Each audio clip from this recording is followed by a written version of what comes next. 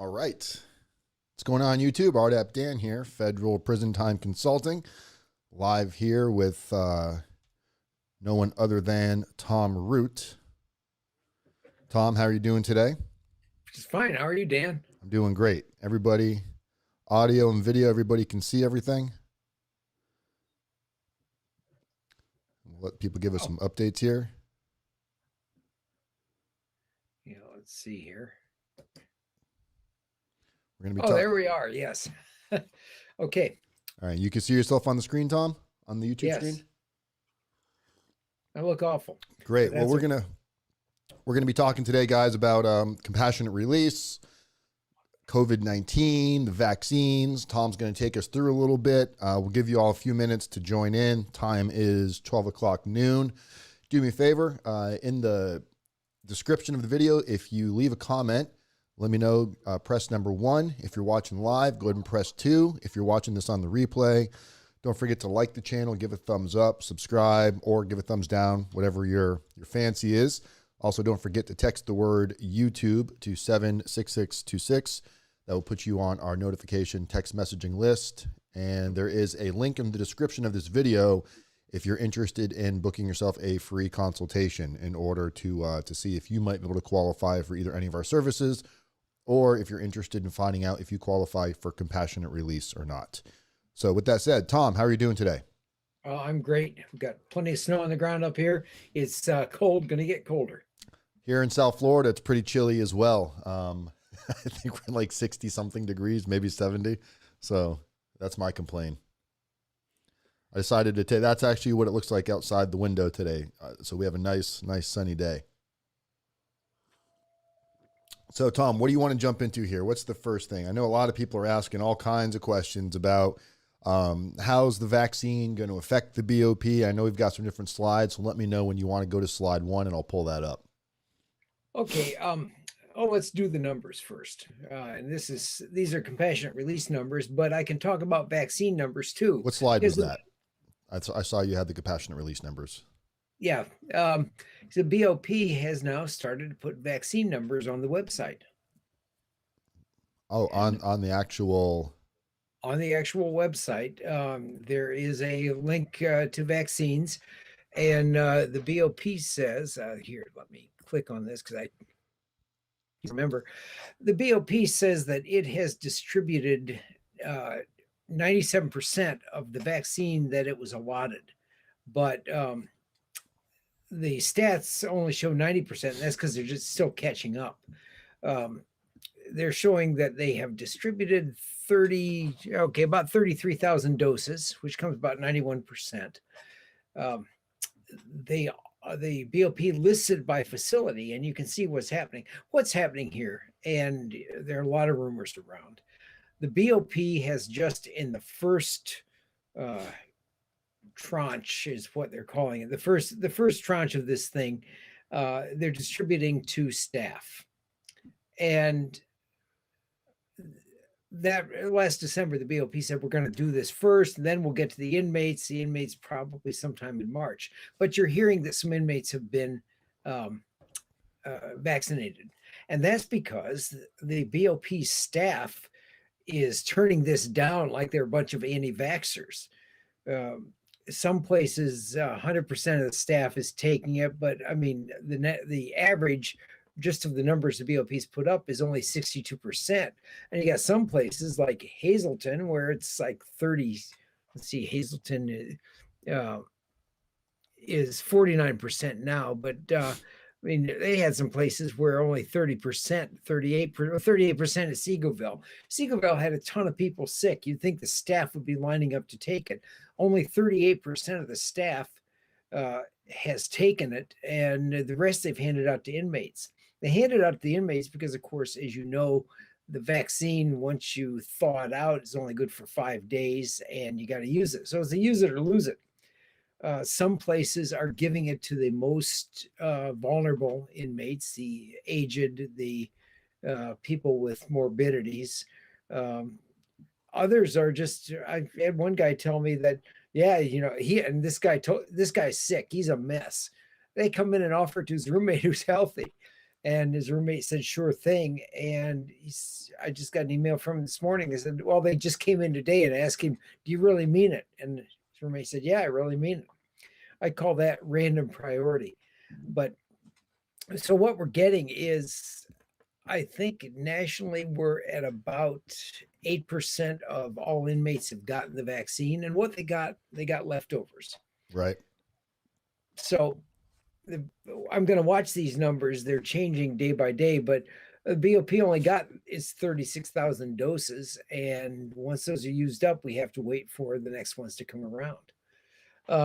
Now, as far as numbers, since a lot of people are interested in compassionate release, and that's kind of how I planned what I was going to talk about. You want me to pull this up now? Yeah. BOP has provided some new numbers that 2,817 compassionate releases have been granted. We know from early December that the BOP had 10,940 requests made to it for compassionate release. And if we assume that every one of those then that was turned down got filed, we're talking about something on the order of 25.7%, 26% being granted by courts. This is noteworthy because out of 10,940 requests to the BOP turned down 10,929 of them. If you're doing your math, that's right. 11 out of 11,000, or 1 out of 1,000 gets granted by the BOP. So the odds are pretty good. Odds are a lot better in court. I mean, odds of the BOP comes to 1 in 1,000. The court is about 26%. Yeah, it is good. Guys, we're going to get to your questions once we go through these stats and the different slides Tom has prepared. Yeah. So anyway, those were the crazy numbers I wanted to give you first, and those numbers, by the way, came from the director of the BOP, Michael Carvajal, testifying in front of the House Committee on Crime, Terrorism, and Homeland Security on December 2nd. And he actually got asked that question by a congressman saying, isn't it true that 10,940, 10,929, and Carvajal, he'd say, well, yeah. This is probably kind of why Congress stepped in and gave the overall decision back to the courts, I would imagine. Yeah, absolutely. This is what has been wrong with it right from the start. And it was ironic because Carvajal told the committee that, well, we kind of figure the courts are in a better position to decide these things than we are. And of course, then when someone does not exhaust remedies, the courts all thump their chest and say, yeah, but the BOP really ought to have the first shot because they're in a better position than we are. So, and this is really important because I know, excuse me, I know we talk to a lot of people as they're getting ready to go in or they're already in and they're interested in compassionate release, but nobody wants to pay for this if they don't have to. Obviously, they'd much rather the BOP just do it for them or they file it at the BOP for free. But time is of the essence right now, and we'll talk about the vaccine in a second because there's a lot of questions about that. But for individuals that are hoping that the BOP might either approve it or put them in for it, these numbers are kind of scary, and you can verify these numbers. These aren't numbers that Tom just made up. Do your homework and your due diligence on this. You can see that you've got a slim to no chance of being granted. And I imagine the people that were granted were probably, on their deathbed. These probably weren't people that, had COVID or, were under the age of 90. I'm working with one, for example. Dan? Yep. I'm sorry. There's a lag. And if you see me looking over there, it's because I've got a second screen so I can see what you're putting up. I'm working with a woman at Federal Medical Center Carswell, the Women's Medical Center. And they have finally decided at the institution level to put her in for compassionate release. And it has nothing to do with COVID in her case. In her case, it's real simple. She needs an experimental drug, not experimental, but a really difficult drug regimen where it has to be kept going 24/7, dripping into her to keep her alive. And it can't be done at the facility. And if she doesn't get it, she's going to die. That's what her doctor said. Wow. And so the BOP has reluctantly decided that, yes, it will recommend her for compassionate release, but that's kind of what you need. And that process took how long, probably? Oh, that poor woman's been trying to get them to grant her compassionate release now, or apply on her behalf for about a year now. Wow. Wow. And some And people don't have a year, you know? yeah, she's Uh, been turned down twice by the courts, but the court always said, well, come back if things get worse. And I got involved with helping her when it was really worse. And halfway through that process in front of the court, then the BOP told her, hey, we're going to put you in. right. Strange. Well, let's move along here. I know we've got another slide here. We've got Well, do you want to talk before we put the second slide up? Do we want to talk about the vaccine, the mandatory vaccine? yeah, so questions, mandatory. I know everybody saw that in the thumbnail. Might have been a little bit of clickbait there just to get you all to watch the video today. Tom, let's talk about mandatory vaccines. Yes or no, and what's the pros and cons to taking it versus not taking it when it comes to, you know, hoping to get compassionate release? What do you foresee happening here? Well, first, is it mandatory? No, it is not. I mean, it's not even mandatory for the staff.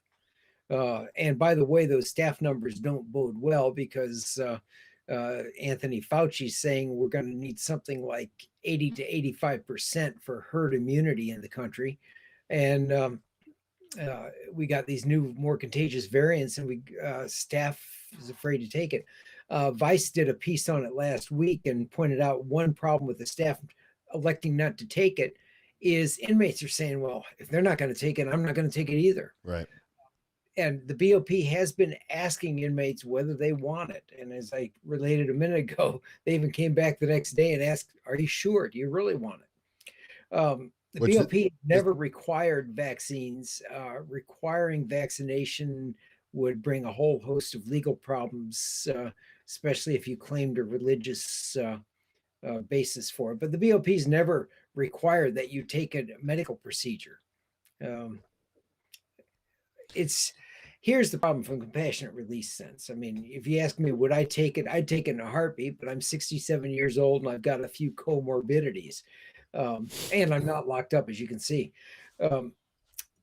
With compassionate release, I see it going this way. If you're offered the vaccine and you turn it down, that will be recorded in your medical file, and the government will find out. I've already worked on one where the government opposed the guy getting it by saying, you know, he was offered the flu vaccine 2 years ago and he turned it down.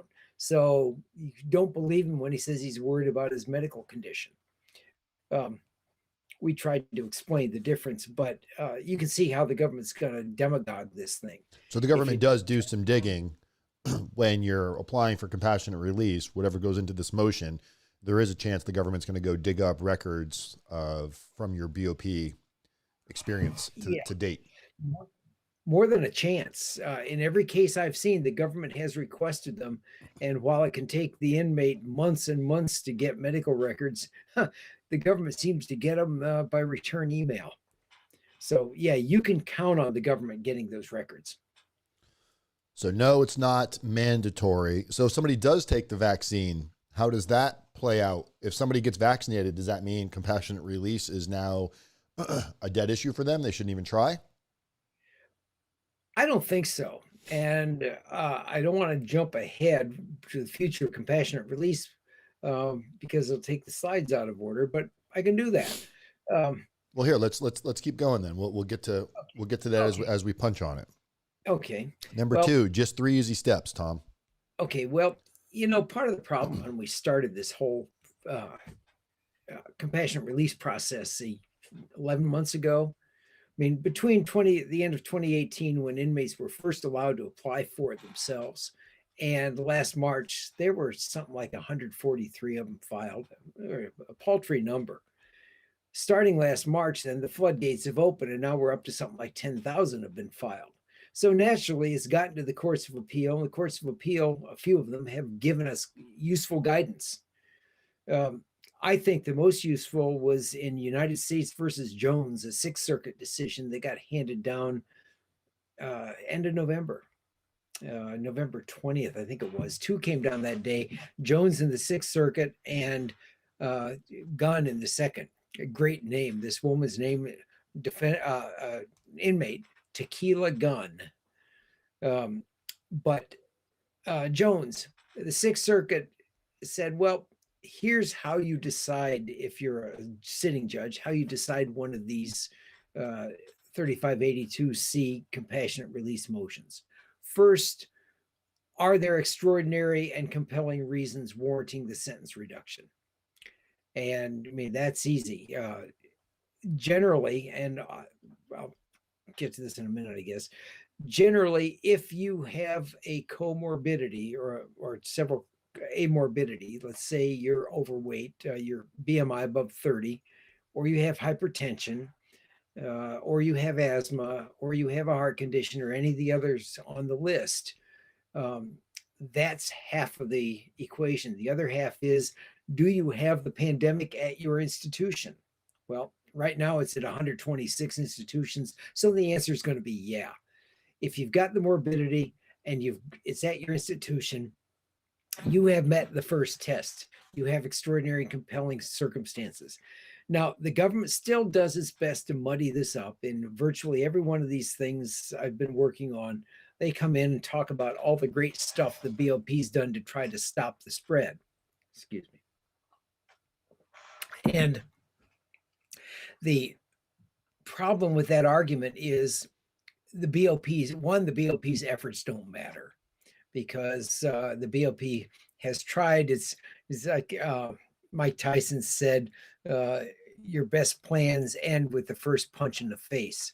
In the BOP's case, the best pandemic plans are only as good as the dumbest correctional officer. And I hate to break this to you, there are some pretty dumb correctional officers out there. I mean, Dan and I both heard from people saying, oh yeah, the COs don't wear face masks. They bunch us all together. They put people who are positive in with people who are negative. And all these great plans the BOP have die because they're not executed. Right.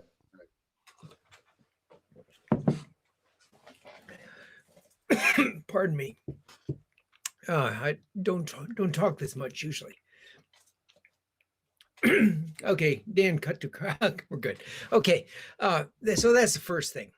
Do you have extraordinary compelling reasons for a sentence reduction? Well, if you have a morbidity, yes. If you got more than one, so much the better. And second, is the pandemic at your institution? Sure. Well, that's just the first step. And you have a lot of district courts that are still going to the second step then and saying, well, yeah, but you don't meet the specific requirements of the Sentencing Commission policy statement. Sentencing Commission years ago adopted a policy statement. It's 1B 1.13, if you like numbers and letters. And the policy statement says that there are really a few ways to show an extraordinary and compelling circumstance. One, are you dying? Two, do you have kids at home without any caretaker? Three, is your spouse or significant other at death's door and has no one to take care of them? And four, do you have other reasons as determined by the director of the Bureau of Prisons? Well, that was a perfectly adequate sentencing policy statement up until the First Step Act. First Step Act changed things because the Bureau of Prisons, the director of the Bureau, didn't matter anymore. And it was really more up to the judge than ever. But the Sentencing Commission didn't change the policy statement. You can't blame the Sentencing Commission because a week after the First Step Act passed, the Sentencing Commission lost its quorum. Once it lost its quorum, it was up to President Trump to appoint new people. He tried a couple who thankfully never got approved by Congress because they were troglodytes. One of them was Judge Henry Hudson, Eastern District of Virginia. All you need to know about Judge Hudson, call him Hang 'em High Henry. They did not get appointed. So we're still with only 2 voting members on the commission, and you need 5.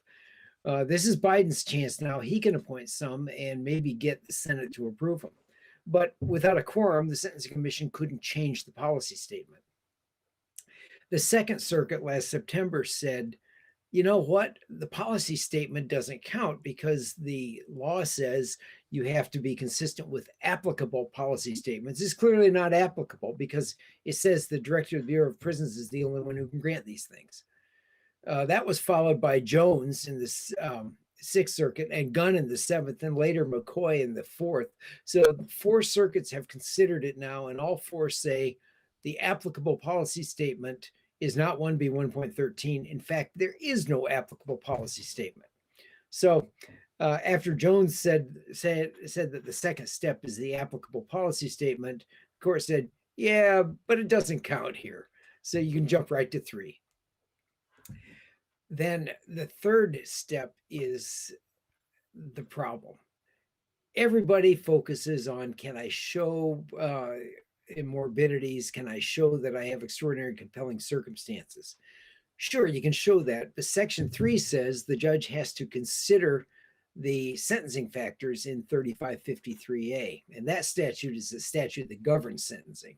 Those factors are such as, is it just punishment? Consider the nature of the offense, the history of the offender, the whether this will protect the public, whether this provides adequate deterrence.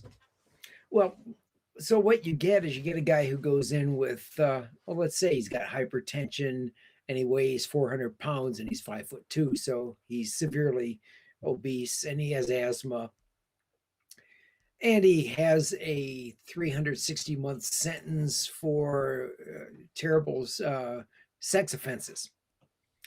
Now, the same guy, same condition, has 36 months for some white-collar mail fraud. Who's going to get compassionate release? Well, looking at the sentencing factors, the judge is going to say, well, the first guy, yeah, he's a mess, but I can't let this guy out. I mean, he really needs his 30 years for what he did to little kids, and he really needs, public needs to be protected from him. But the mail fraud guy, okay, 36 months, he's going to do what, 31 of them, he's going to get 4 months of home confinement or so. So, yeah, I can let him go. He's not going to, no danger, and it doesn't really offend anyone if he gets out early. We've actually got a client we're working on right now. And those are the sentencing factors. And I'd say that I see more of these things go down on sentencing factors than go down on extraordinary and compelling. But until Jones came along, the judges were doing everything in a mishmash. They'd say, well, you know, it can't be extraordinary and compelling because he hasn't served enough time. And it, you know, you get that type of analysis. The Sixth Circuit's the first one to say, look, here's how you do it, A, B, C. And it's a lot easier writing them and arguing them if you follow the 3-step method. And that plays into, hold on, I'm hearing my voice. Give me 1 second here.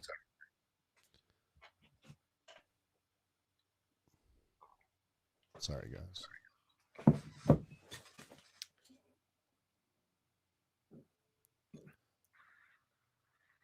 Tom, you can still hear me?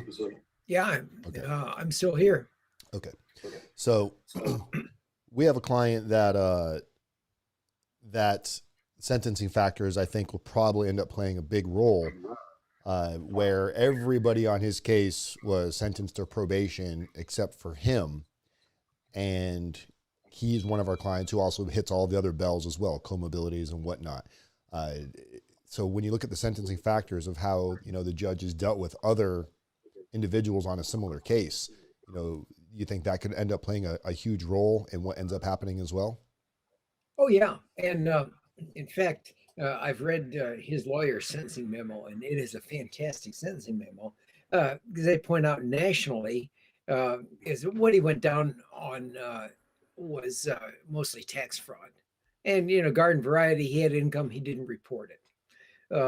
And his lawyer did a great job of pointing out that nationally, the median punishment on this offense was about half of what he got. and people with more had actually gotten probation and home confinement and split sentences and things like that. And all that's going to matter because one of the standards of 3553 is it just punishment? And that, I mean, is it fair punishment? Not is it just punishment? Right. Yeah, it's just punishment. But are being able to point to the national average of what people get and that this offense is punished differently elsewhere, it's fair to say that, Judge, without saying you were wrong in the sentence, you can agree that under the circumstances of the pandemic, sending him to home confinement, people would not consider that to be unjust punishment that he got off too light. So yeah, that's it's going to play a real factor there. Good. And so it's important for those of you that are out there watching, if you're seeing some interesting cases going out there where people have either got probation or highly reduced sentences, that can play factor when the judge considers, somebody like a sex offender who may really struggle to get home confined in any situation with a nonviolent first-time offender, whether it's white collar, probation or home confinement could be a much stronger possibility, especially if you have some serious issues. You want to go into the next slide here, Tom? Sure. Let's do. This one is, you kind of spoke about this, but BOP employees are taking the vaccine at a rate of 50%. Yeah. So let's jump into that. Okay. I guess I'm on lag. I'm not seeing. It should pop up. Yeah. Well, there are a couple factors. First is the BOP made it seem like it was going to get its doses in early December, and they were going to roll them out, and everyone's going to get vaccinated. And then 21 days later, they get their booster, and everything will be fine. Well, it hasn't worked that way. There's still, I think, as of last week, there were 65 institutions that had gotten it. They've gone a little above that, but they haven't gotten them to all the institutions yet. And when I looked at this morning, at least what they're reporting as far as inoculations, this one's not even on the list. It looks like 0 staff and 0 inmates have gotten anything. So as with everything in the world, I mean, it's just not going as well as they anticipated. I mean, Joe Biden said on Inauguration Day that he was going to have 100 million vaccinations done in 100 days. Within a couple of days, they discovered that they were missing 20 million doses that they were out there looking for. And so all the great plans of going forward with more vaccine, they couldn't even find what they had. And then they discovered that they can ramp up vaccine production, but they can't ramp up syringe production or vial production. So they're screwed. So this thing has rolled out a lot more slowly than the BOP thought it would. And it's been slow trying to get to 36,000 employees. Imagine when it's 150,000 inmates. Second is, like I said, the anti-vaxxers. I can't believe that correctional officers at a place like Seagoville, where they had virtually 90% of the inmates sick, would not want to take that vaccine. It makes no sense to me. But then I hear a lot of it. I've talked to several inmates saying, well, I don't know, it hasn't been tested. I think I'd rather wait. And I say, okay, well, sure, you wait long enough, you'll get COVID, and that'll solve things. But it amazes me that the resistance to the vaccine is as great among BOP employees. And I think among the BOP management, there's a lot of amazement there too. I did hear the other day that the correctional officers were offered at first and the essential workers second. Then you get the office staff and people like that third. And they've moved on down because so many COs said, no, I'm not going to take it. So that's one problem. Second problem is there are a lot of questions as to how long this is going to last. There's talk now, and I've been following the research because I need it for some of the drafting we're doing. The vaccines won't last forever. It could last as little as 3 months, maybe a year, 2 years. No one knows. They haven't done the test yet, but it could be everyone's going to be needing boosters annually.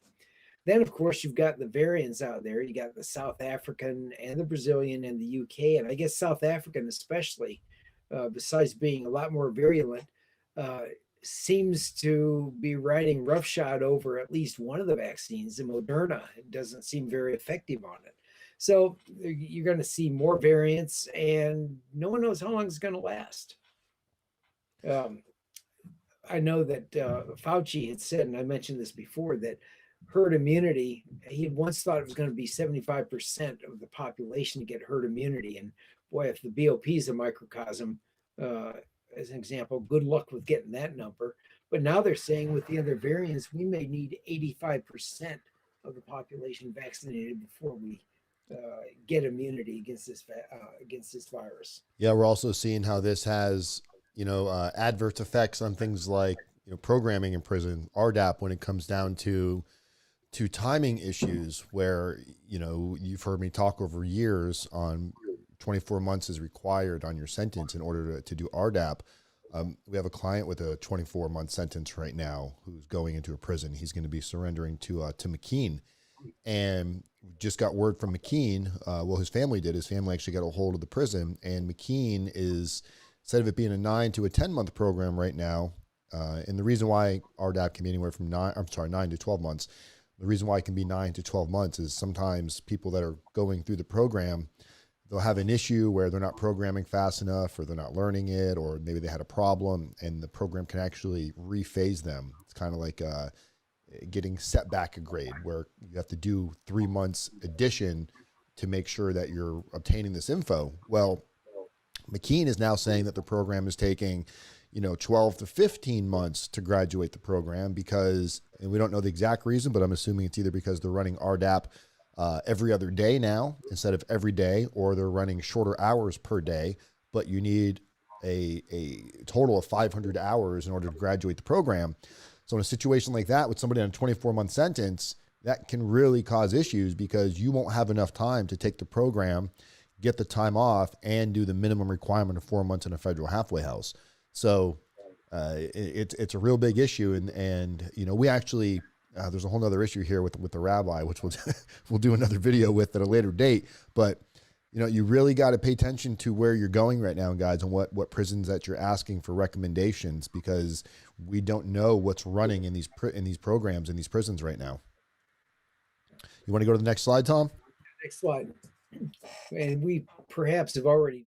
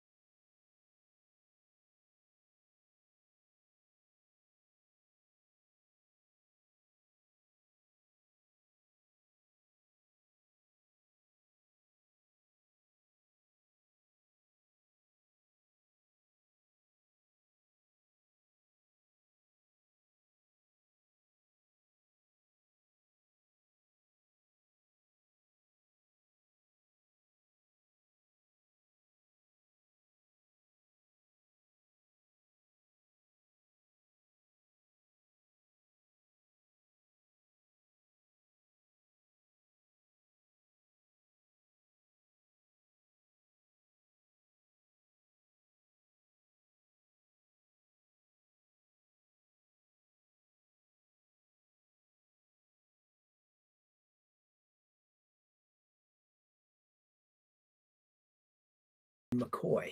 Tom, The McCoy decision was handed down December 2nd. McCoy was interested. Tom, do me a favor and back up a little bit. The microphone was accidentally turned off. Thank you, guys. I appreciate the heads up there. The mic was off on that slide, Tom. So if you want to just okay, everybody erase what you just saw. And so, yeah, just start back over on this slide, Tom. Well, what did I say?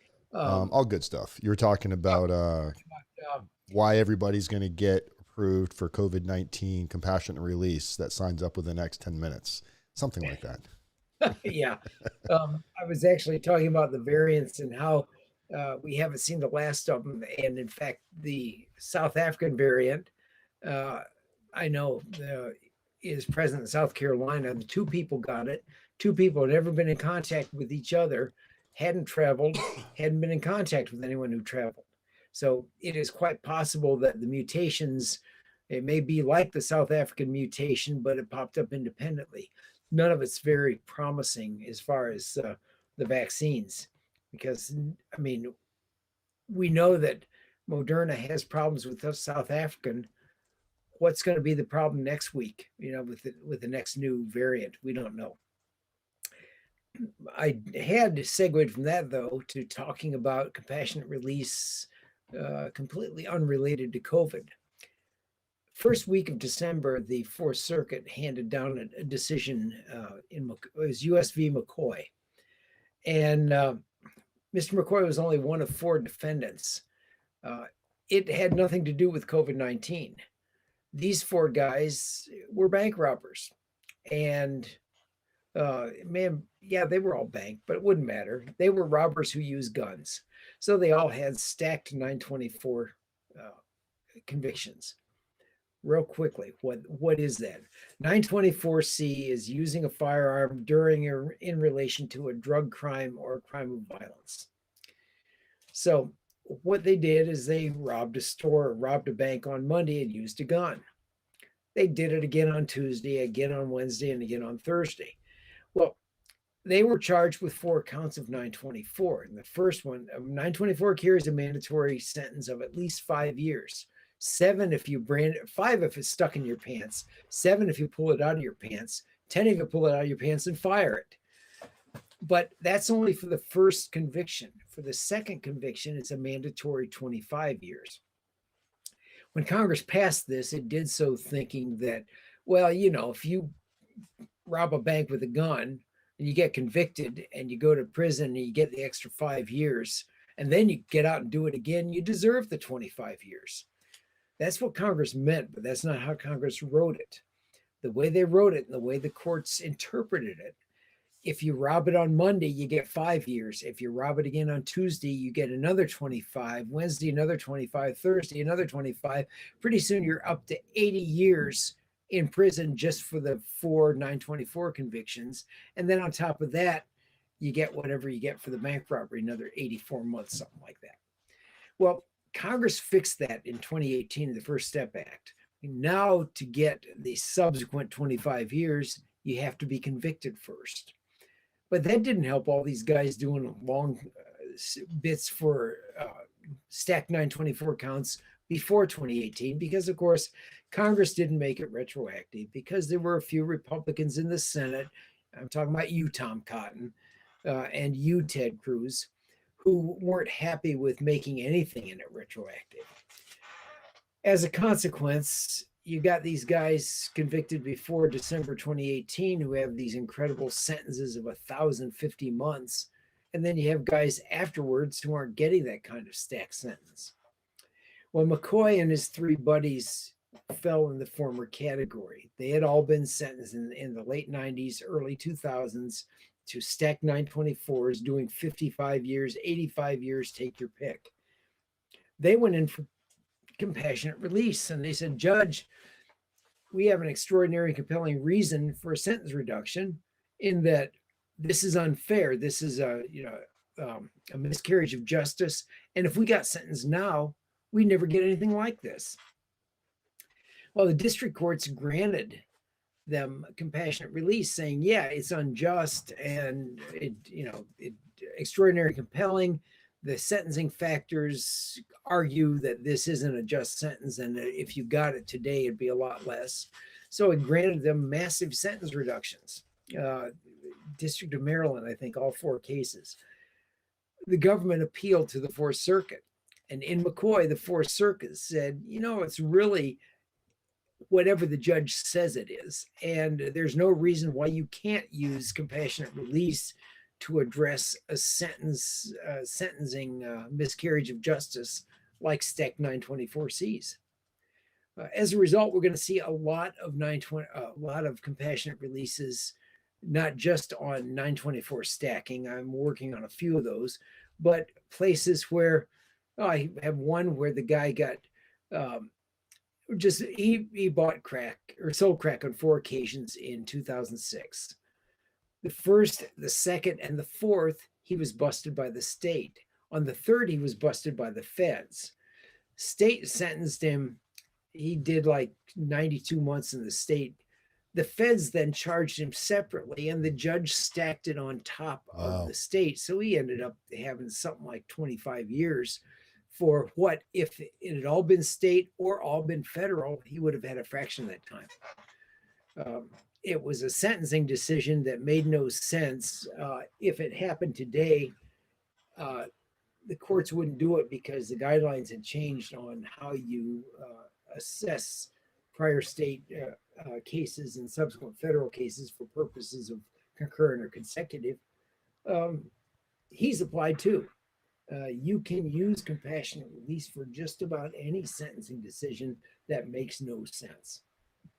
So the bottom line here, individuals that are getting ready to go into the Bureau of Prisons that know there's a good chance that, they will run into a vaccine potentially, should they still put forth the effort and try for a compassionate release, knowing that they may get the vaccine? Based on, to sum up what you said, sounds like there's still a strong possibility that just because they're vaccinated doesn't put them in the free and clear.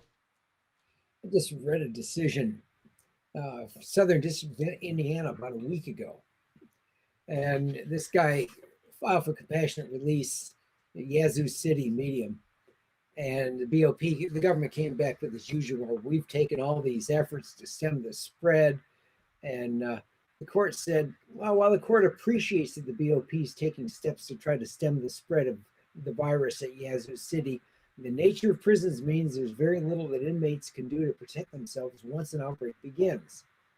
And while the court acknowledges that the BOP has begun vaccinating inmates, this inmate's not yet been offered the vaccine, and it's not clear when the vaccine will be made available to him. The guy got compassionate release. So right now, yeah, you may get it. I mean, you're definitely going to get it at some point. The BOP is going to do it. But if the BOP hasn't vaccinated you yet, even the BOP can't say for sure when it's going to happen. Yeah, go ahead and you apply. Well, I just posted right in the live chat, guys. There's a link to, it takes you over to our website. There'll be a spot in there for you to fill out some basic information, prompt you to put a date on the calendar that works for you for a free consultation there.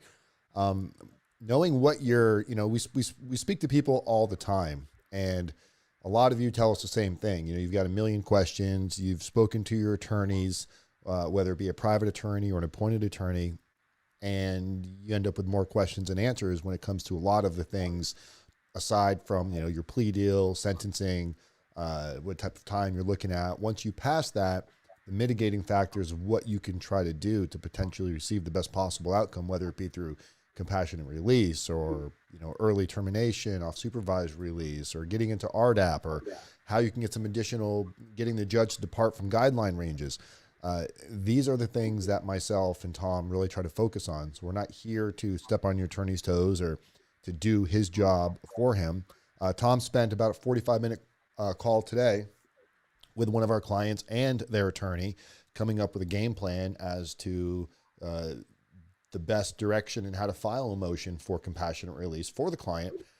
Getting everybody on the same team is really important, and having these roundtable meetings where, the client, the attorney, the consultants, we can all focus on what our strengths are. And if we're all working towards the advancement of what's in the best interest of the client to receive that outcome, and everybody puts their egos aside, a lot of things can be accomplished that may not have been accomplished without putting a solid team together. So having Tom on the team really does bring a lot of faith in what we do. So if any of you have any questions, or you want to get yourself on that free consultation, even if you don't think you're going to need the help, you never know what you might learn. And we've been able to keep this cost down pretty good. For most of you on a compassionate release, you're probably going to be looking at under $4,000 to do this. I know a lot of you have, what's the cost?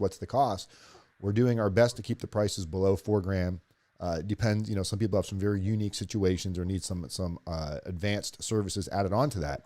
But I think that's pretty doable for the average person that's going through this that wants the best chance to not catch something in prison where for somebody that gets sick, this could be potentially a death sentence for the wrong person. Anything you want to leave people with, Tom, before we chime out of here? We're about 45 minutes in. Yeah. Just because you call up and we talk to you, I'd say probably half of the people we talk to just want answers. They don't end up using any services, and so they get free consultation. You don't want to feel like it's this isn't a timeshare deal where if you go get a free lunch from the timeshare, they're going to pound on you until you buy. We talk to a lot of people who thank us and we never talk to them again. Yep. But that's all right. Some of them multiple times. Yeah. And occasionally we'll get somebody who says, yeah, I'm 6 months into a 10-year sentence and I had asthma as a kid and occasionally I wheeze. And we say, it's not worth your money to even try this.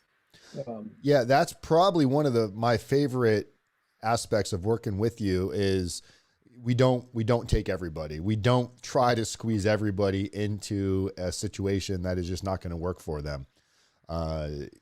Desperation kills everything. And I think anybody that's spoken to us never smells that, we're just going to tell you what you want to hear to get you to move forward with us. I would say there's a good percentage of people that we tell, hey, of course we get those people too, that money really is no object to them. And they're like, look, even if there's a 1 in 100th chance, percentile chance that this could go through, I want to throw money at something.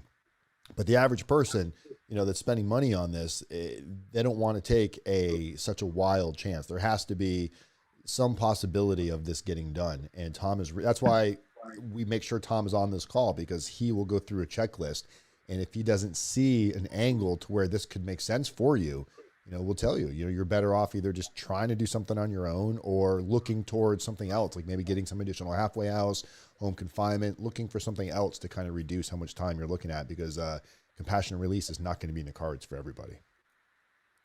Yeah, I've talked to people before and said, oh yeah, you want to try this, call your Uncle Bill Gates and have him send you the money. And they'll say, well, my uncle isn't Bill Gates. I said, okay, then don't even try it. That's yeah. And we get the guys who say, I don't care. You've told me that it's a Hail Mary. It's a Hail Mary and you got no receiver in the end zone, but I want to. So that's okay. Their eyes open. All right, guys. Well, there you have it. Like I said, links in the description. Make sure you like this video, give it a thumbs up, leave a comment of what you want to hear about next. We're watching this thing on a daily basis, or at least Tom is. And I'm going to Tom to find information out on a daily basis. And as he does these motions going forward, he's continuing to updating his research. And as we come across useful information, other cases where something may benefit you all, we're able to share that back with the community, people helping people one day at a time. Guys, I'm RDAP Dan, Federal Prison Time Consulting. Tom Root, love having you on. Probably see you in a couple of days again. Guys, I love you all. Thank you so much for making this channel possible and making us be able to offer this type of support to you guys. You're all awesome. See you in a couple of days. We're out of here. Peace, guys.